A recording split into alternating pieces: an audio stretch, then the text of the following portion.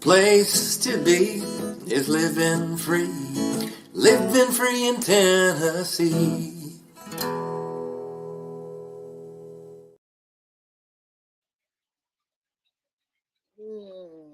Okay, so going live a little bit late because somebody is not here, and so there was nothing set up, and so I got to sit here and poke buttons to try to make things work, and hopefully this is actually working. Um, yeah, I can't see any signs on this end of any problems, but anyway, Nicole is obviously not here because she's on an actual, like, proper little mini vacation thing, whatever. Normal people stuff, I guess. Um, so I've been here for a couple of days by myself. Well, not completely by myself, but like Valerie was in yesterday, so we got some stuff done that we'll talk about. As far as what else we're going to talk about, I have no idea because I literally just started thinking about that like about 3 minutes ago. So, anyway, all right. Plumber Mickey says it's working. Cool. So, I have come to a working theory. I cannot prove this in any way, shape, or form, but I think that it's a valid theory. I think that somewhere in the state of Tennessee, probably in Memphis, very likely in Memphis, there is a room with a giant thermostat. And locked in this room with the thermostat is a dyslexic monkey that is fed nothing other than coffee, cake, ice cream, and Red Bull. Because, yeah, like a couple of days ago, I was freezing, and today I'm sitting outside in a short sleeve shirt and actually sweating slightly. And then Saturday, we're supposed to be back down to 22. So there's that. Um, like I said, I can't prove that, but I think it's a valid theory. But it has made some nice weather for getting some stuff done. And so the last couple, like, we've got some seed starts and stuff going. I didn't get a count this morning, but yesterday I had my first pepper come up. And then I know I saw at least 2 or 3 more coming up this morning when I was dumping a little bit of water in there. And then Nicole's got a bunch of stuff that's in my cabin that I'd say probably at least 3/4 of it, a little bit more, has, um, yeah, Plumber Mickey says 58 yesterday and snowing today.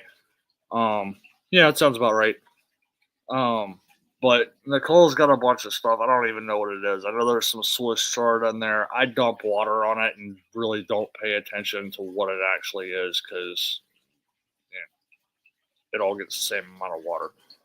Um, and then there's some other stuff over at base camp because she's using the mushroom tent to start seeds as well as grow mushrooms, which that'll a little interesting. I should probably actually stick my nose in that system. But yeah, we've got a bunch of seed starts going, and then we're doing bed prep on a bunch of stuff. So her aquaponic system needed some topping up of soil. So the wicking beds are back online. One of them has been topped up with a bunch of compost. Some of the raised beds have been topped up with compost and remulched. The garlic is coming up. And then right now there's 4 beds that are online for the raised beds. And so one of the things that I did to eliminate some problems as well as hopefully get that working way better than it is in between the beds, I threw down basically anything I could get my hands on.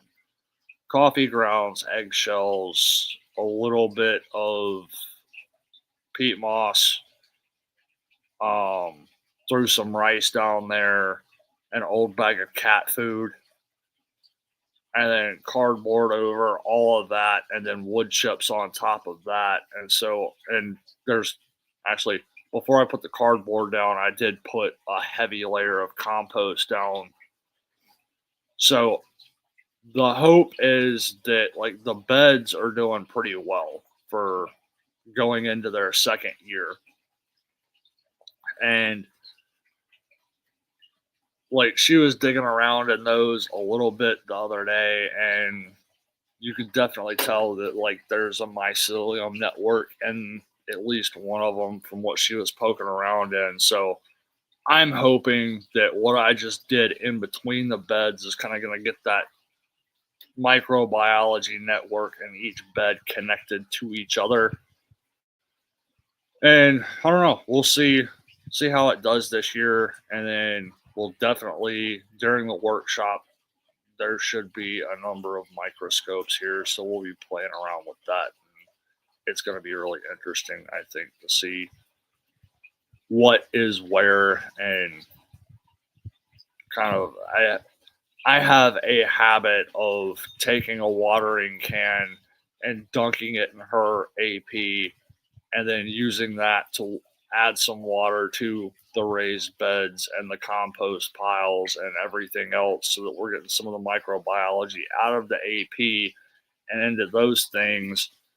And vice versa, we'll take compost from a compost pile and put it in the AP. So I'm kind of curious to see if all the microbiology and everything kind of matches up and is the same. Like, I don't know. We're gonna find out. But yeah, anyway, we've got a number of other places that we've been growing stuff. So I've got the rock garden down towards the cabin. So yesterday we kind of cleared out, pulled some weeds out of that, and added a little bit of compost, put some stuff in, like some green onions and saffron, I think it was. I don't know. Some really expensive plant. But we put some of that stuff in and then started remulching some of it. So we got kind of one bit or one part of the rock garden is like all the way done and remulched in, and others weeded out.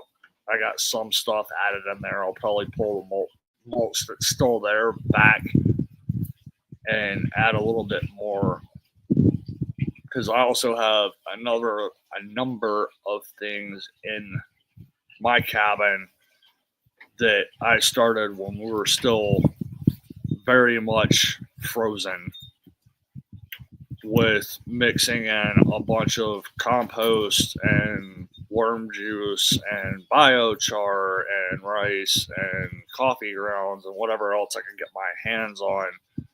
And so I'm just kind of letting all of that stuff sit and ferment and do its thing for a little while. I'm hoping after this next freeze, I'm hoping that's going to be the last hard freeze. So I will probably start digging into some of that stuff and putting it various different places. So I'm trying to think if there's anything else we've got going. We did get, probably already said this last week, but we did get the new compost bins up and running. So my math was off. I was expecting to have leftover material, but we basically took 2 IBC frames, just the frame, lined the inside of the frame with aluminum window screen and weed cloth. And then I've got 2 4-inch pipes going through the middle with weed cloth on that. And then we've got the duck coop mucked out.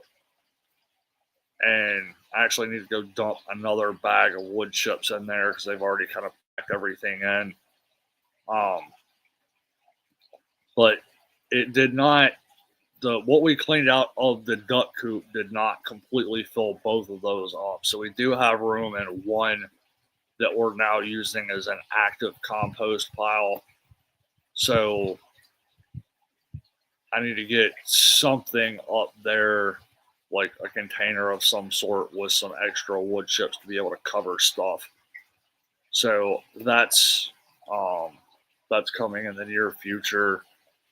And then we did pick up, found a source locally, somewhat locally, for a couple of barrels, and I'm looking to see. I think that one's empty. Let me grab it.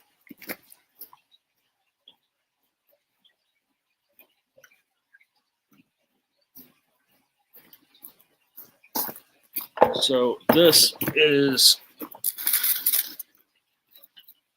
a 30-gallon barrel, and specifically what I was looking for was this style of lid because it has a metal ring that clamps here. Sorry if you're on the audio and you can't see this, but there's a lip at the bottom of the lid and at the top of the barrel that a metal ring clamps onto. But the key part is when you take the lid off, there's this lip that sticks up and goes into a recess on the lid. So you don't have to use the metal ring on these to keep water out when it rains. So I kind of wish that was a 20-gallon as opposed to a 30 because it's all like I've got long arms and I'm not going to say I can reach the bottom of it, but it's less convenient than I would like. But I mean, a 30-gallon in theory should hold 3 full bags of feed. So, and I haven't, with these barrels, I haven't tested that. I dumped 2 bags of Timothy pellets and what was left of a third bag into one of these the other day. And like, there's still plenty of room left over. So, anyway, I have started getting those put in place in a bunch of different places. So I got some of the feed we use for the ducks in that. Their main feed is, I was like, that's still like 2 bags. So it's 100 pounds plus the can. I'm just not even going to bother trying to like pick that up and dump it right now. So I'll just wait till that one gets a little more empty. But I did get a couple of things swapped over with those, and then I've also started using them for, like, I use a mix of the fine and the extra fine pine shavings to mulch some stuff in. And so I had a couple of bags sitting there, and so I actually went on and took the time to dump both bags into one of those barrels. Got one barrel completely full, another like half full, and then we used a bunch of that yesterday. So using those for a couple of other things, so we'll see what else. We do have a couple of extras at this point. So we've talked about selling a couple of them. I don't know. Haven't really discussed that too much. But we've got that going.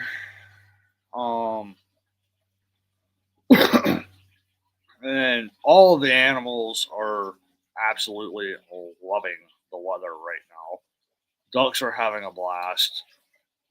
I as we were doing stuff yesterday, there were ducks in the creek all the way up over at base camp, which is a tenth of a mile up the road. So they were just having a blast in the creek.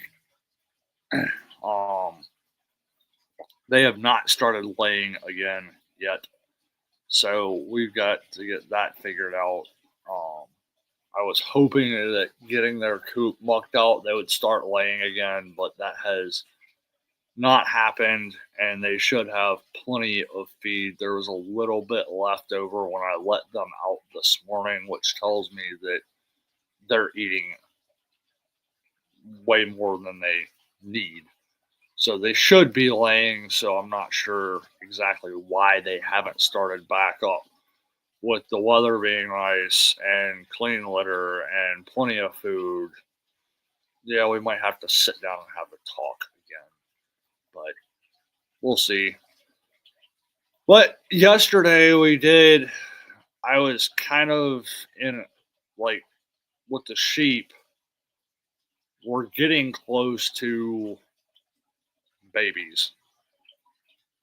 So it's like I got to start thinking about getting the boys back over here and getting the rest of the girls that are over here back over with the rest of the flock. And I kind of expedited that because I have girls over here, three of which are pregnant, one of which, Amy,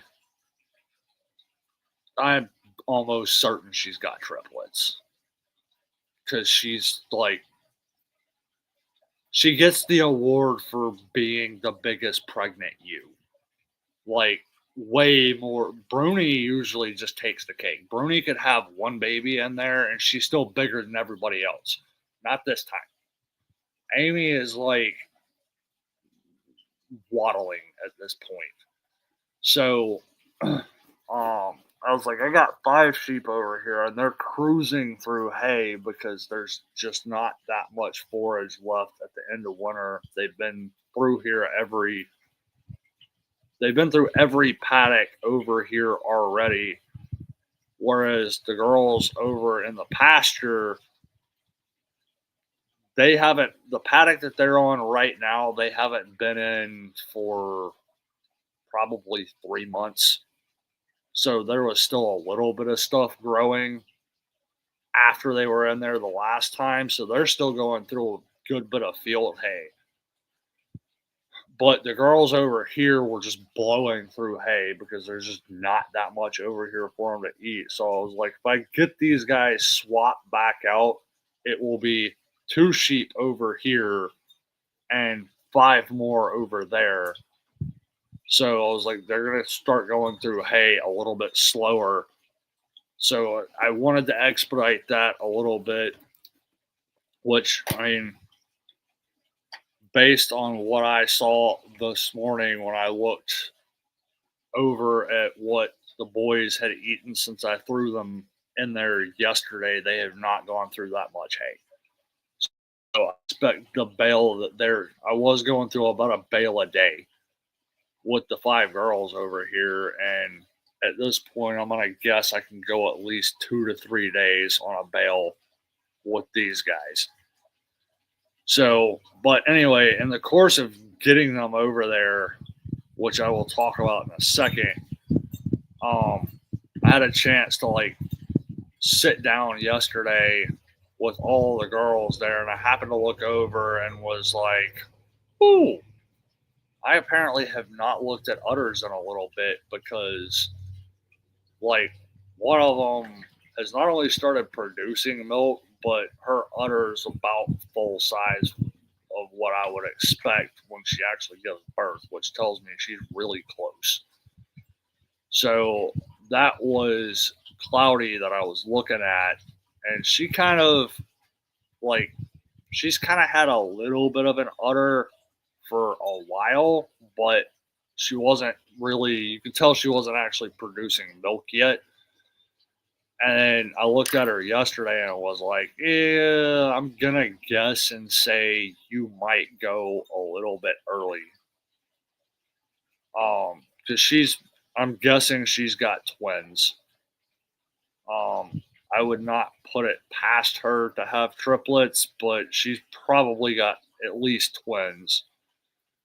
And then I started looking at a couple of the other girls, and it's like, yeah, there's a bunch of them that are starting to produce.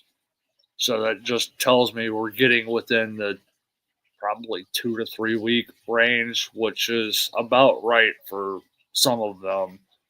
Because I think we said, can't remember if it was March 7th or March 11th is the quote first possible due date. But I'm kind of guessing that somebody's going to go a little bit earlier than that at this point. Because, I mean, they look like they're ready to go, or at least a couple of them do. There's a couple of others that, yeah, they're probably not that far along. So I would guess we're probably going to be having sheep into the end of March, beginning of April. So we'll see what comes of that. But yesterday was a little bit entertaining to get everybody moved around just because Nicole's gone. Valerie is definitely someone who is familiar with processes of livestock, but not necessarily exactly how I do stuff.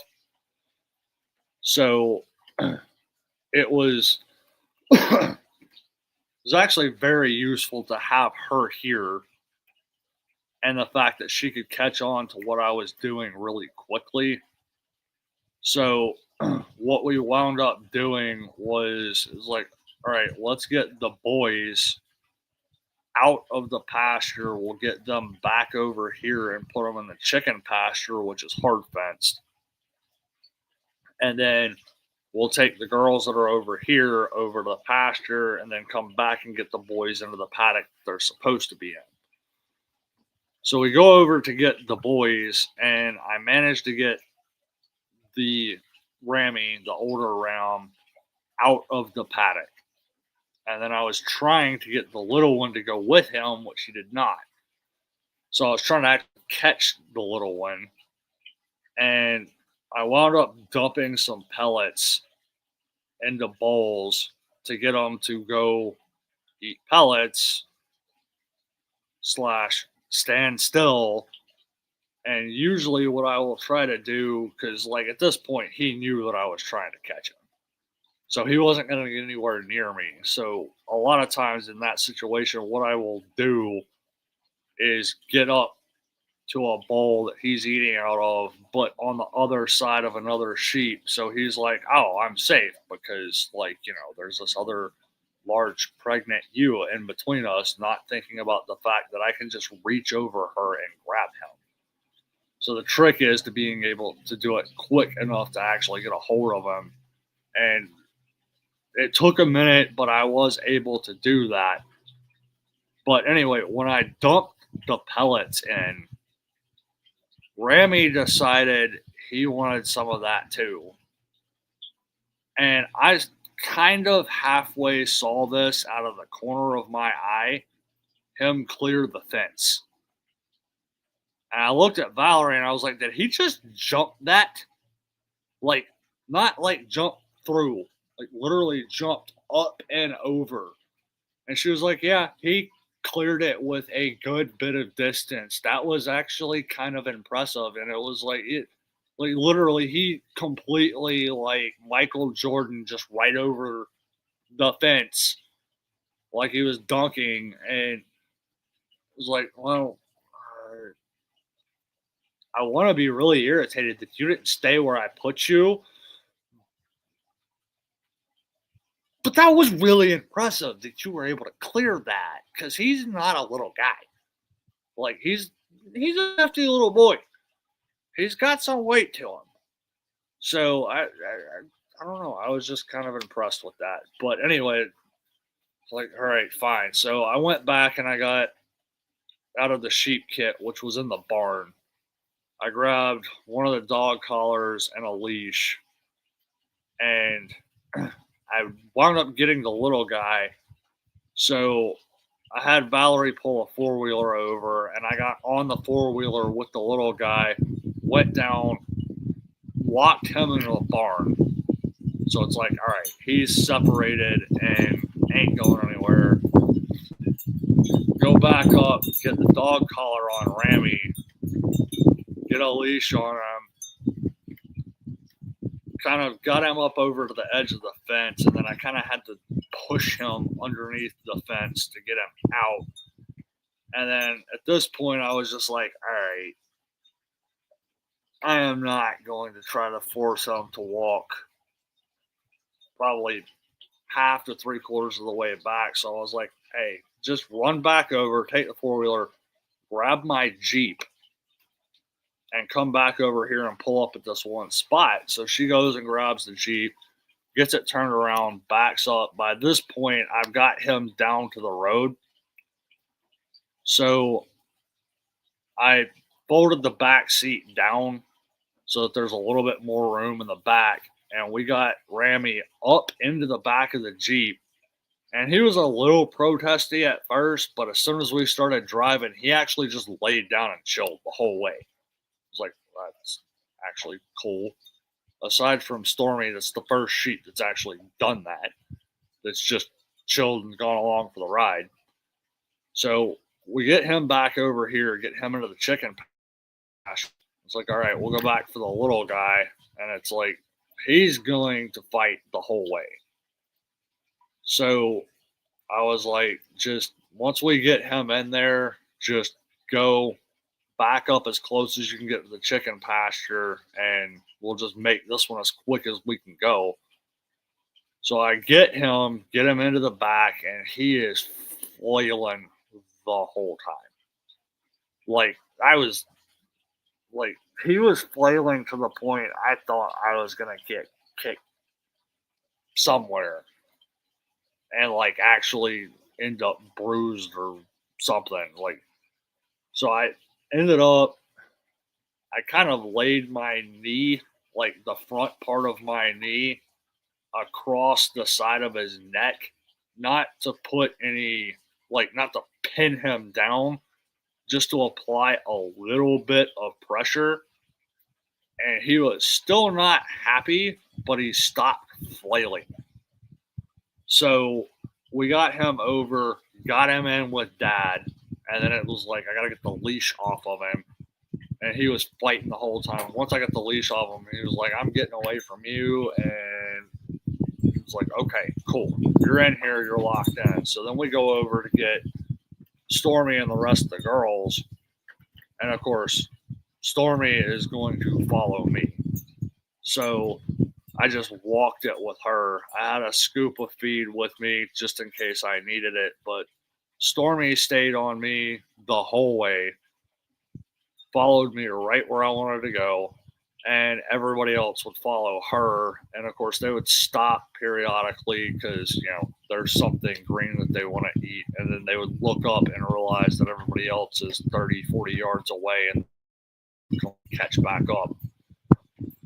So we got them over into the paddock, the next paddock that the main flock was going to be going into, got them closed into that, and then opened up to let everybody else through into the new paddock. And so that got them where they needed to go. And then we came back over here because we needed to get the boys into the paddock that they were supposed to be going into. And it was like, all right, I think this is going to go smoothly.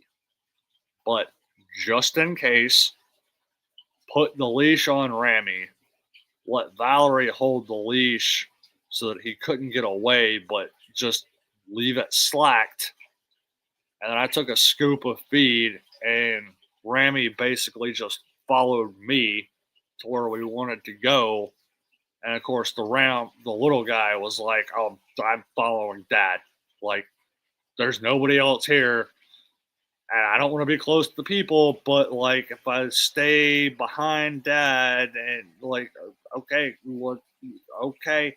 And so he followed and got everybody, both of them, into where they were supposed to go, closed it up, and they've basically settled back in. So there's a spot in that paddock that kind of goes steep up the side of the wash, and there's a little patch at the top that they can sit. So that's where they've been hanging out at. But everybody's settled in. When I went back to put the girls to bed last night, everybody was kind of scattered out eating field hay. So I'll probably take a bale of hay to them this afternoon, and we'll see how long it takes them to actually go through it. But there's a decent amount for them to eat in that paddock. So when I went over to put everybody to bed yesterday, both of the dogs were just laid out in the sun, just basking. It was a really nice day yesterday. Today's pretty nice. It's a little bit cooler, but yeah. Anyway, that's kind of what we did with them yesterday. So we're kind of settled back into the normal. And then I would expect sometime around May-ish, whatever babies we have from the sheep, around May, any of the males will be coming over here to join dad so that we do not have any unexpected, undesirable pregnancies.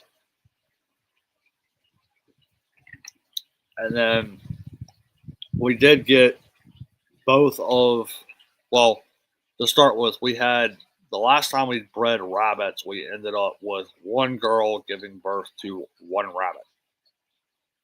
That one is doing well. They're cruising through food. And then the other two we went on a couple of days ago and rebred them. So we will see if that actually takes. We waited a couple of days after the last hard freeze to go on and do that again. So hopefully we will actually get some more baby rabbits in the very near future.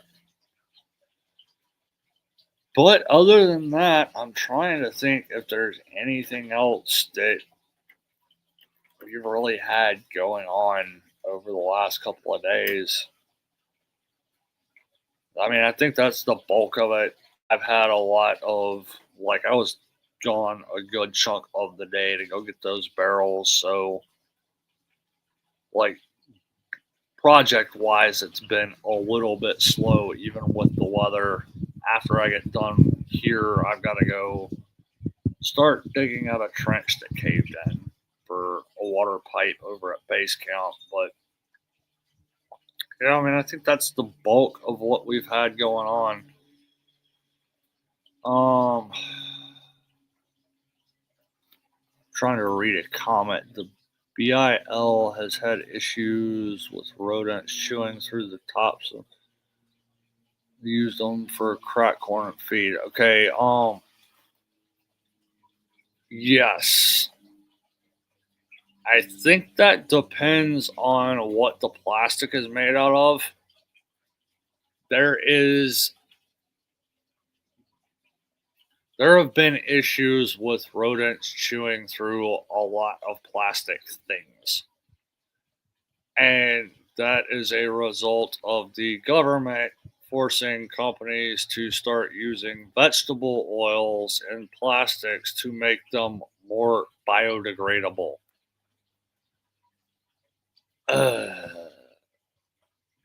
Not taking into account when a rodent starts chewing on something, you take something that would have been in place for 5, 10, 20, 30 years and you throw it in the trash can after a year.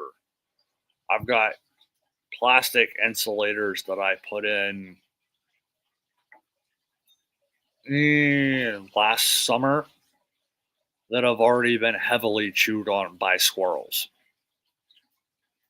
So it's only a matter of time before they get chewed on enough to actually start failing.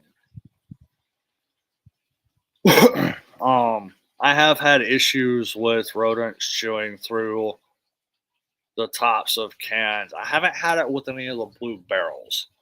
I've had it with the black Rubbermaid trash cans from Walmart. And that usually ends up with rodents in the trash can, but then can't get out of the trash can. So we'll just say that I go get my dog and we play a little game called Bobbing for Rats.